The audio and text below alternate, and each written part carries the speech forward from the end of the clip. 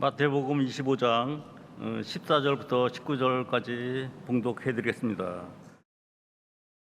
또 어떤 사람이 타국에 갈 때 그 종들을 불러 자기 소유를 맡긴가 같으니 각각 그 재능대로 한 사람에게는 금 5달란트를, 한 사람에게는 2달란트를, 한 사람에게는 1달란트를 주고 떠났더니 5달란트를 받은 자는 바로 가서 그것으로 장사하여 또 5달란트를 남기고 2달란트를 받은 자도 그같이 하여 또 2달란트를 남겼으되 1달란트 받는 자는 가서 땅을 파고 그 주인의 돈을 감추어 두었더니 오랜 후에 그 종들이 주인이 돌아와 그들과 결산할세. 아멘. 네, 오늘은 나는 어떤 사람으로 평가받는가라는 주제로 같이 말씀을 나누도록 하겠습니다. 성도 여러분, 요즘 어떤 생각을 하면서 살아가고 계십니까?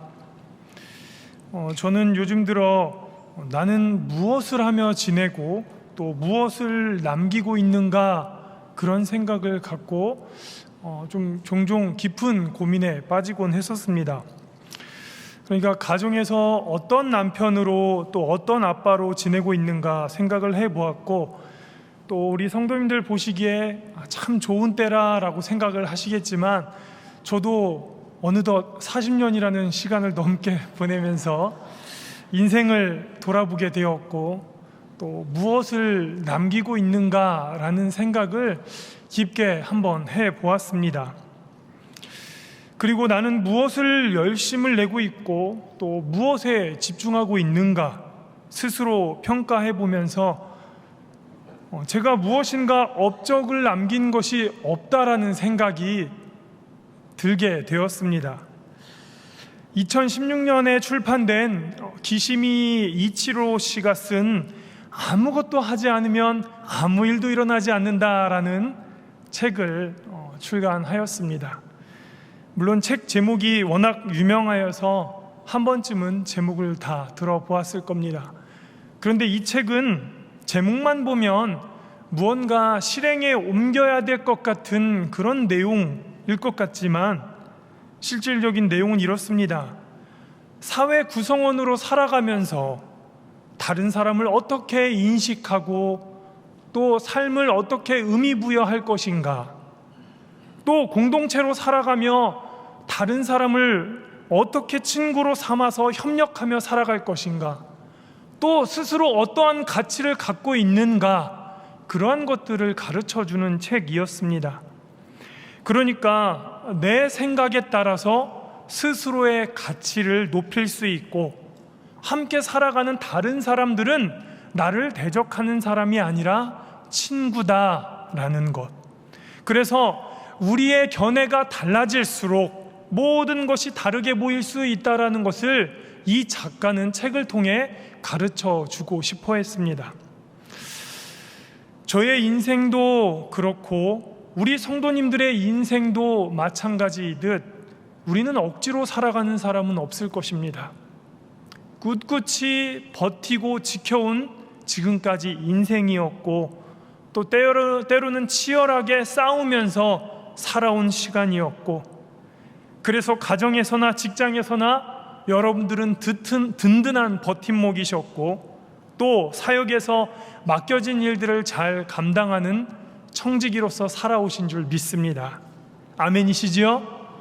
그렇습니다. 우리 성도님들 주어진 인생의 많은 시간, 그 역할 잘 감당해 오셨고 앞으로도 그렇게 살아가시리라 믿습니다. 온라인 커뮤니티에 한 글이 있습니다. 나는 민원 없는 완벽한 교사다. 책 제목이 잘 들리셨나요? 교사인데 민원이 없는 완벽한 교사라는 글이었습니다. 물론 이 글은 몇 년 전에 이슈가 되었던 내용인데, 제가 최근 다른 목사님들과 함께 교제하다가 이 내용을 알게 되어 잠깐 소개해 봅니다. 이 글에는 초등학교 교사로 발령됐을 때 신입 교사답게 사고도 많이 치고 실수도 많이 저지른 그런 내용을 담고 있습니다. 그 내용을 보니까 학생들에게 꾸지람을 많이 해서 학부모에게 민원이 많이 들어왔다는 내용, 또 숙제, 일기 쓰기, 나머지 공부 같은 그런 많은 것들을 시켜서 오히려 학원 공부에 방해가 된다라는 민원, 또 몇몇 아이들 남아서 공부할 때 간식 사줬다고 아이들 편애한다라는 민원, 또 월급으로 반 전체 아이들에게 피자, 떡볶이, 샌드위치를 사줘서 아이들 식중독 걸리게 하면 어떻게 하냐라는 민원, 그리고 군 제대 후에 다시 교사로 일하면서 계모에게 학대당하는 아이를 돌보다가 경찰서까지 가서 진술서 쓰며 고생했던 일들, 또 학부모를 상담하다가 미숙한 처리로 학부모의 기분을 상하게 한 일, 또 반의 말썽꾸러기인 금쪽이를 가르치다가 선생님 제가 안 하면 어떻게 할 건데요?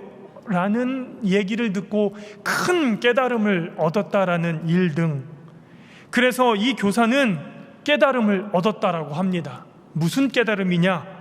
교사는 숙제, 일기 쓰기, 나머지 공부 절대 시키지 않고 수업은 최대한 빨리 끝내고 쉬는 시간은 많이 주고 애들이 싫어하는 말은 단 한마디도 하지 않고 학부모들에게는 자녀들에게 좋은 소리만 하고 수업 시간에 아이들이 딴짓해도 신경 쓰지 않고 아이들에게 심지어 반 청소도 시키지 않고 본인이 하고, 그래서 특별한 경우는 빼고 민원이 아예 들어오지 않는다라고 합니다.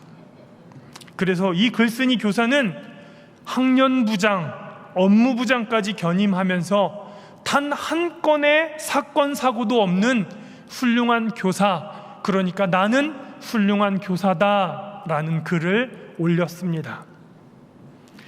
이 글을 읽었던 사람들의 다양한 의견이 있었습니다. 글쓴이가 저렇게밖에 할 수 없었던 이 시대의 참교육이 참담하다. 그리고 어떤 사람은 비판합니다. 교사로서 그게 과연 바른 가르침인가? 아마 저마다의 다 평가가 있을 겁니다. 여러분들은 어떠십니까? 가정에서, 또 직장에서, 사업장에서, 아니 이 신앙적인 측면으로 볼 때 우리 그리스도인으로서, 직분자로서 어떤 자세와 마음가짐으로 살아가고 계십니까? 어쩌면 문제가 되지 않기 위해 아무것도 하지 않고 계십니까? 예수님은 분명 시험에 들지 않도록 기도하라라고 했지만 그마저 시험 들지 않기 위해 아무것도 하지 않는 여러분들의 모습은 아니실까 생각을 해봅니다. 만약 누군가 우리를 보고 우리를 평가한다면 나는 몇 점짜리 신앙인일까요? 또 어떤 평가를 받을 수가 있을까요? 누군가로부터 평가를 받는다는 것은 참 불편한 일입니다. 그래서 저도 누군가의 눈 위아래로 이렇게 훑어보면서 있는 거 좋아하지 않고 누군가의 입에 오르락 내리락 하는 거 원하지 않습니다. 그런데 우리는 평가받을 수밖에 없습니다. 물론 이 평가라는 건 사회학적 측면에서 또 있을 수밖에 없는 것이지요. 최소 객관적인 판단으로 이 사람이 올바른 능력으로 일을 할 수 있는 사람인지, 또 감당할 수 있는 자리에 있는지, 효율적으로 일할 수 있는지 분석은 필요합니다. 그래서 평가라는 것이 어떠한 특별한 일을 통해 알기보다는 그 사람 평소에 됨됨이를 보면서 그것을 관찰하는 것이 더 중요하다고 생각이 듭니다. 그러니까 한마디로 꾸준함, 이것을 생각해 볼 수 있습니다. 매일매일 변함없는 모습으로 생활하는가, 이것이 정말 중요하다라는 거죠. 한순간의 특별한 이벤트, 그런 반짝하다 끝나는 것으로 평가할 수는 없는 것입니다. 그래서 우리는 이런 일들을 주변에서 흔하게 볼 수 있습니다. 어떤 일들을 할 때 사람들의 눈높이, 또 기준에 맞지 않는 사람들이 가끔 있습니다. 그래서 성실하지 못한 사람이 어떤 자리에 있게 되다 보면 결국 그곳에는 문제가 생기기 마련입니다. 그래서 성실함과 꾸준함, 이것은 그냥 만들어지는 것이 아니라 하루하루의 삶이 모여 만들어져 갈 때 진짜 값진 결과가 드러나는 것이 아닌가 생각해 보게 됩니다. 그렇다면 우리 그리스도인으로서의 삶의 일상은 어떤 모습일까요? 방금 전에 말씀드린 바와 같이 어떠한 특별한 시간과 사건이 아니라 우리 인생의 전체를 바라보았을 때 하나님이 우리를 보신다면 우리는 어떤 평가를 받을 수 있을까요? 좀 더 구체적으로 우리의 어떤 모습에 주목하실 수 있을까요? 성경에는 많은 이적과 기사가 나옵니다. 특별한 말씀과 행위들, 놀라운 병고침의 역사들. 그런데 사람들은 그 특별함에 초점을 맞추곤 합니다. 하지만 정말 중요한 것은 자신의 일생의 충실한가, 매일매일의 삶의 성실한가, 우리는 이것을 주목해야 합니다. 그래서 오늘 이 성경의 달란트의 비유를 통해서 우리는 그런 모습을 보고자 합니다. 보통 달란트 비유의 말씀을 보면 사람들은 어떤 것에 주목합니까? 달란트, 그 화폐 가치에 주목합니다. 그러면서 생각합니다. 하나님이 나에게 그 어마어마한 돈을 맡기신다면, 그래서 어때요? 우리는 돈만 생각하면 어떻습니까? 행복합니다. 하나님 나에게도 그런 많은 돈을 조금 맡겨주셨으면, 그래서 나에게 그 큰 돈을 맡기시면 나는 분명 잘할 수 있을 텐데. 그러나 오늘의 이 비유는 물질적인 꿈을 꾸라고 하신 말씀이 아니었습니다. 삶의 주인이신 하나님과 우리가 어떤 관계인지, 또 그분과 우리는 어떠한 섭리로 살아갈 수 있는가, 이것을 말씀하시고자 했습니다. 그래서 오늘 말씀의 주제를 떠올리며 우리는 어떤 사람으로 평가받는지 알기 위해 첫 번째로 신뢰받는 사람인가를 생각해야 합니다. 어떤 사람이라고요? 신뢰받는 사람. 예수님은 본문 마태복음 25장 14절을 통해 이렇게 말씀하셨습니다. 또 어떤 사람이 타국에 갈 때 그 종들을 불러 자기 소유를 맡김과 같으니. 소유를 맡긴다는 것에서 주인은 종들을 신뢰하고 있는 것을 볼 수 있습니다. 자기 소유를 위임하는 이 과정, 이것은 분명한 기준이 있어야 하는 것이고, 또 맡기는 대상에게 신뢰가 있어야만 할 수 있는 것입니다. 그래서 마태복음 25장 15절의 말씀을 보니 각각 그 재능대로 한 사람에게는 금 5달란트를, 한 사람에게는 2달란트를, 한 사람에게는 1달란트를 주고 떠났더니. 그래서 성경 말씀에 보니까 각각 그 무엇대로요? 무엇대로? 재능대로. 이것이 중요합니다. 그 재능대로 주인은 종들에게 각각 다른 양의 달란트를 맡겼습니다. 이것은 분명 그 사람들의 능력에 따라 배분된 것이다 라는 것을 볼 수 있습니다. 그러니까 주인이 종들의 능력을 파악하고 있었다, 이것을 알 수 있습니다. 아마도 오랜 시간 함께 생활했을 겁니다. 그러니까 그 종들의 능력대로 각각 그 달란트를 맡겼다라는 것이죠. 그러니까 능력에 따라 주어진 것이라면 그것이 달란트가 되었든 아니면 그 사람의 능력의 또 가치에 따라서 기회는 균등하게 주어졌다라는 것이죠. 액수가 아니라 능력이 기준점이다라는 겁니다. 그렇다면 그 능력이 무엇이었느냐? 남들보다 뛰어난 능력, 그것이 아닙니다. 상황이 주어졌을 때 그 사람이 어떻게 살아가는가, 이것이 중요했습니다. 종들에게 맡긴 금액은 굉장히 큰 돈이었습니다. 1달란트는 6,000데나리온, 일종의 16년치의 품삯이었고, 맡겼던 그 달란트는 어마어마한 액수임을 알 수 있습니다. 그러니까 한 달란트가 노동자의 16년치의 임금이었다라는 겁니다. 그런데 주인이 맡겼다라는 것은 그냥 손에 쥐고 있으면서 그를 시험하고자 했을까요? 그것이 아니었던 것 같습니다. 주인은 분명 기회를 통해 그 상황을 어떻게 해결할 것인가, 그것을 어떻게 지혜롭게 처리할 것인가, 그것을 보고 싶어 했을 것 같습니다. 그래서 주인이 우리에게 맡겨주신 그 책임 아래 얼마나 충성스럽게 일할 것인가, 그리고 그것을 통해 성장할 것을 기대하고 계셨습니다. 반면 우리가 그것들을 가지고 있으면서 책 제목의 내용처럼 아무것도 하지 않으면 아무 일도 일어나지 않는 것처럼 어쩌면 우리는 그것을 숨겨놓고 그렇게 지내고 있는 우리의 모습은 아닌가 성경을 통해서도 생각해 볼 수 있습니다.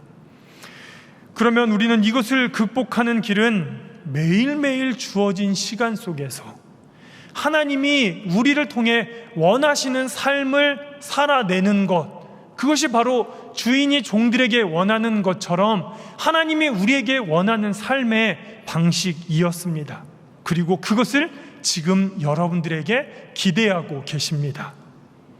5달란트 받은 자는 주인의 의도를 잘 파악했습니다. 그래서 그것으로 장사를 했고 갑절에 이윤을 남겼습니다.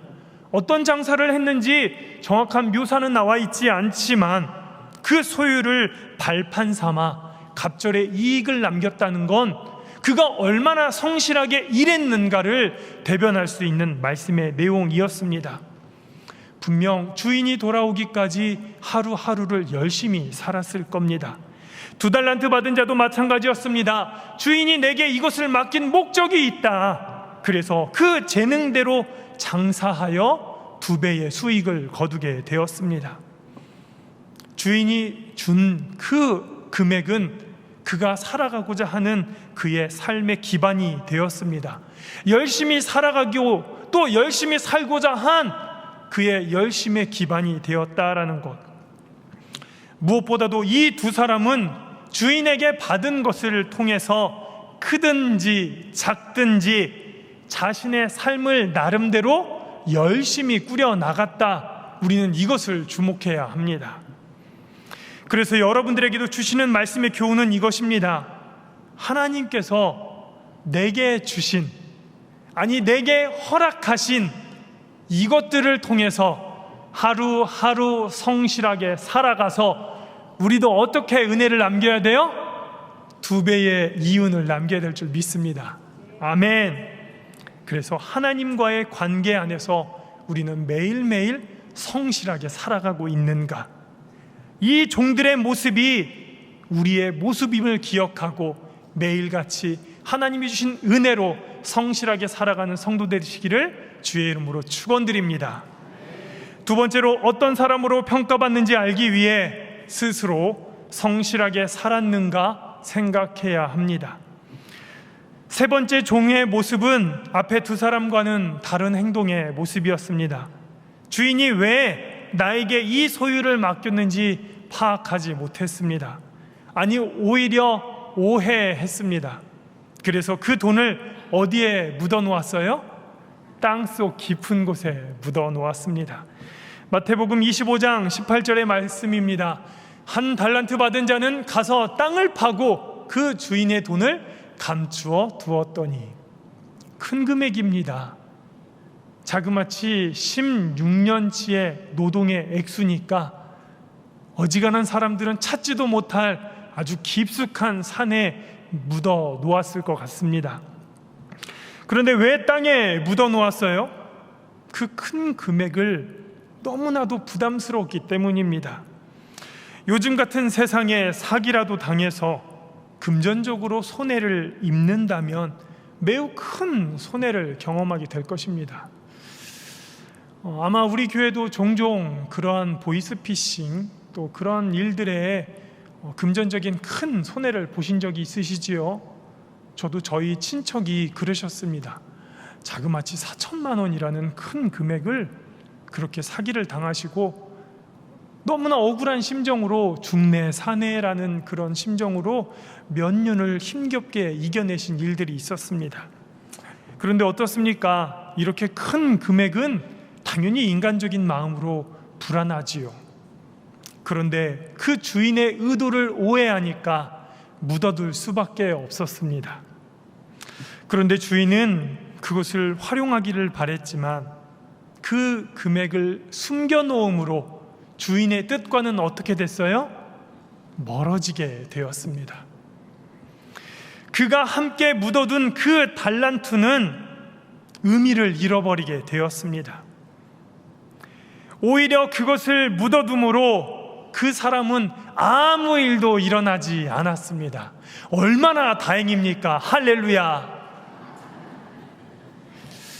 이 점에서 그의 일상은 앞에 그 두 사람과는 너무나도 큰 차이를 두게 되었습니다. 아무것도 하지 않으니까 그 주인과는 아무 상관도 없는 사이가 돼버리고 말았습니다. 어떻게 보면 할 수 있었던 그 일들에 대해서 자신의 책임을 회피한 것은 아닌가 생각해 보게 되었습니다. 그렇게 오랜 시간 주인과 단절되었다가 이제는 어떻게 되었습니까? 주인이 돌아오게 되었습니다. 주인이 돌아왔다는 소식에 너무나 기쁜 나머지 땅을 열심히 파서 그 돈을 꺼내옵니다. 그 돈이 그대로 있는 것을 보면서 얼마나 안도가 되고 얼마나 큰 기쁨이 되었는지요. 이제 돌아온 주인은 3명의 종들과 결산하게 되었습니다. 주인은 그 종들의 능력에 따라 돈을 나눠주었지 그들에게 남기라고 강요한 적은 없었습니다. 그런데 어떻습니까? 자연스럽게 결산하게 됐다라는 것이죠. 주인은 맡긴 소유를 어떻게 잘 활용하였는지 그들에게 듣게 되었습니다. 성경을 통해 우리는 이미 답을 알고 있기에 아무것도 흥미진진하지 않고 그냥 시시할 뿐입니다. 그런데 남긴 금액에 대해서 우리는 중요하게 생각하지만 주인은 그 금액이 그렇게 중요하지 않았습니다. 우리의 인생을 보았을 때 인생은 어떻습니까? 성실하게 살아도 손해를 보는 게 우리의 인생사입니다. 예수님도 마찬가지입니다. 그런 인생사이기 때문에 우리에게서 무언가 큰 수확을 기대하지 않으셨습니다. 단순히 어떻게 그 일들을 임했는가 그것을 보고 계셨던 것입니다. 그래서 5달란트 받은 자가 그 2배의 수익을 거두었고 2달란트 받은 자가 그 2배의 수익을 거두었고 그래서 그들을 종을 보면서 흐뭇하게 바라보며 주인이 칭찬합니다. 마태복음 25장 21절에 이렇게 말씀합니다. 그 주인이 이르되 어떻게 했다고 다 같이 읽어보겠습니다. 시작. 잘하였도다 착하고 충성된 종아, 내가 적은 일에 충성하였음에 내가 많은 것을 내게 맡기리니 내 주인의 즐거움에 참여할지어다 하고. 아멘. 우리 옆에 졸고 계시는 성도님들 머리를 쓰다듬으면서 한번 얘기하시죠. 잘하였도다 착하고 충성된 종아, 사랑하는 자에게 잠을 주시는도다. 네, 그렇습니다. 하나님은 이 시간에 잠을 주시는 이유가 있어요. 고단합니다. 피곤한 인생사 쉼을 주십니다. 하나님이 어때요? 내가 적은 일에 충성하였음에. 5달란트를 맡아서 일한 것은 분명 적은 일은 아닙니다. 엄청난 재산을 맡겼습니다. 또 2달란트 받은 자에게도 갑절에 이익을 남겼을 때 엄청난 액수를 보면서도 착하고 충성된 종아 잘하였도다. 그러니까 이 주인의 즐거움에 참여한다는 것은요, 종으로서 굉장히 크나큰 기쁨임을 알 수 있습니다. 지금이니까 우리가 다 같이 같은 신분으로 마주 앉아 예배할 수 있지만 고대 사회는 어때요? 주인과 종의 관계는 굉장히 엄격한 위계 질서가 있는 시대였을 겁니다. 제가 이것을 신학생 시절 때 경험해 보았습니다. 태국에서 유학생들이 신학을 공부하기 위해 우리 서울신학대학교에 왔습니다. 지금도 여러분 암암리의 태국은 그들의 신분이 존재합니다.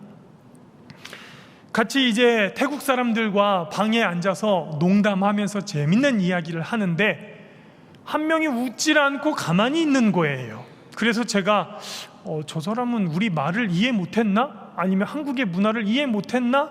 하면서 있는데 계속 웃지 않고 있는 겁니다. 그래서 제가 궁금해서 물어보았습니다. 왜 안 웃느냐고.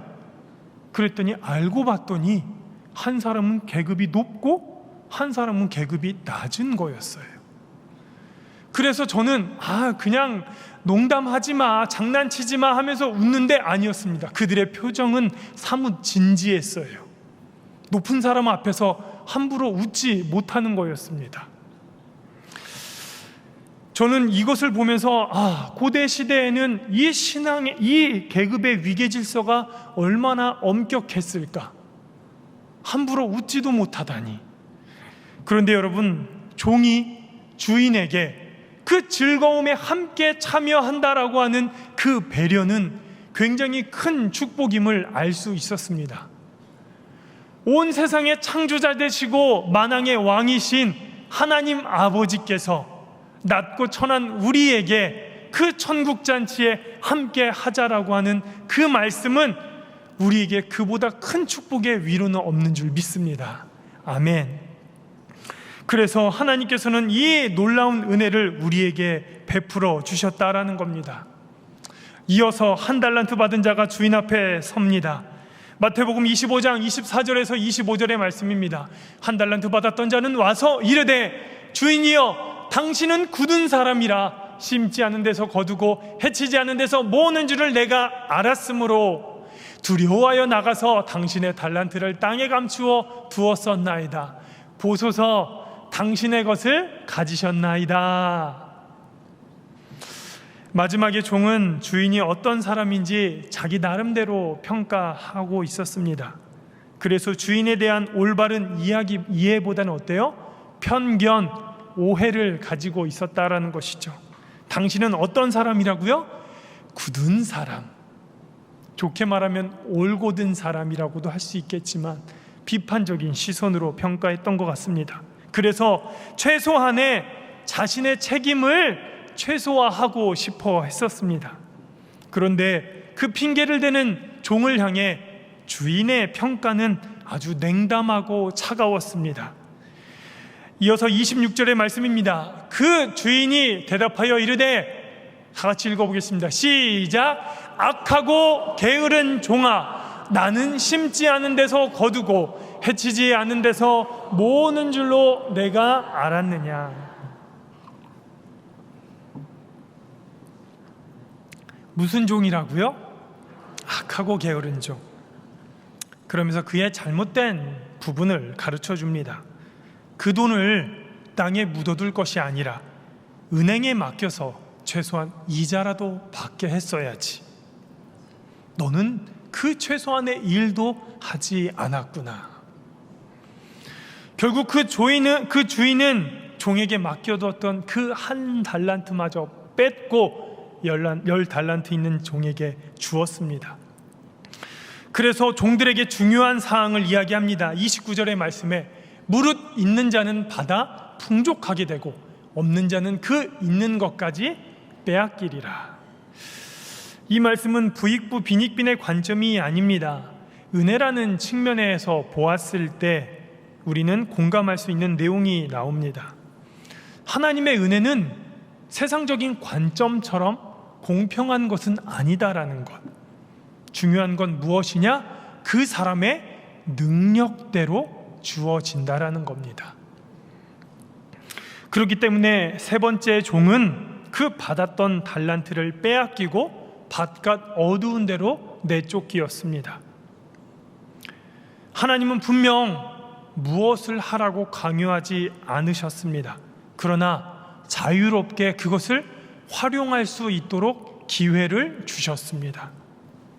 사랑하는 성도 여러분, 우리는 어쩌면 이 세 번째 종처럼 하나님을 오해하고 내 기준대로, 내 판단대로 생각하면서 어쩔 수 없었다라는 핑계로 책임을 회피하려고 지금껏 살아가지 않았는지 우리는 생각해 봐야 합니다. 오늘 이 성경의 말씀에 있어서 이 세 번째의 종의 모습이 어쩌면 나의 모습은 아니었는가 우리는 생각해 보고자 합니다. 하나님에 대한 잘못된 편견, 아니면 내가 감당해야 할 그 사명의 몫을 하나님께 떠넘기고 원망하면서 내 책임을 회피하는 자가 아닌지 생각해 봐야 합니다. 이제 말씀을 정리합니다. 오늘 본문의 말씀처럼 하나님께서는 우리를 하나님의 그 성전으로 삼기 위해 우리를 부르시고 또 그 부르심에 맞는 삶을 살 수 있도록 우리의 일상을 어떻게 살아가고 있는가 깨닫게 하시기를 원하십니다.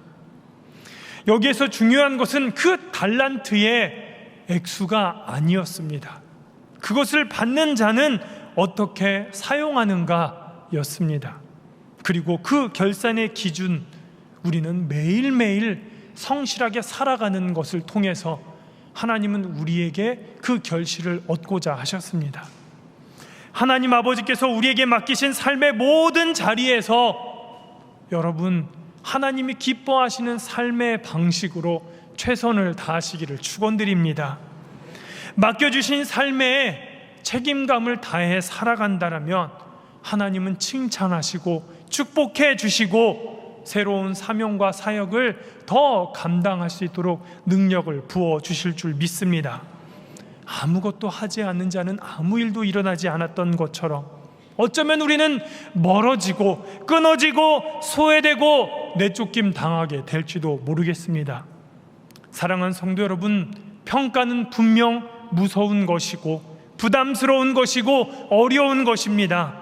하지만 이것이 우리에게 특별한 기회로서 찾아오는 것이 아니라 하나님이 주시는 매일매일의 삶에서 성실하게 살아가는 그 하나님의 은혜를 누리고 경험하면서 그 결실이 드러나야 될 줄 믿습니다. 손경민 목사님의 일상이라는 찬양이 있습니다. 그 노래의 가사말을 소개하면서 오늘 말씀의 결론을 맺도록 하겠습니다. 나를 보내사 서게 하신 곳, 가장 귀한 곳이 바로 이곳이라. 내게 주신 곳 광야와 같아도 믿음과 소망 가지고 최선을 다하리. 나의 작은 삶 주께 드릴 때 나의 삶을 통해 주 영광 받으리. 내게 맡기신 가장 귀한 이곳 감사와 순종으로 오늘을 살리라. 나의 일상을 통해 하나님께 영광을, 나의 일상을 통해 생명의 복음을, 내게 맡기신 이곳 나를 부르신 곳에 하나님의 나라가 이루어지길 원합니다. 아멘. 이러한 믿음의 실천으로 하나님께 착하고 충성된 종이라 평가받는 우리 송현교회 성도들 되시기를 주의 이름으로 축원드립니다. 기도하겠습니다.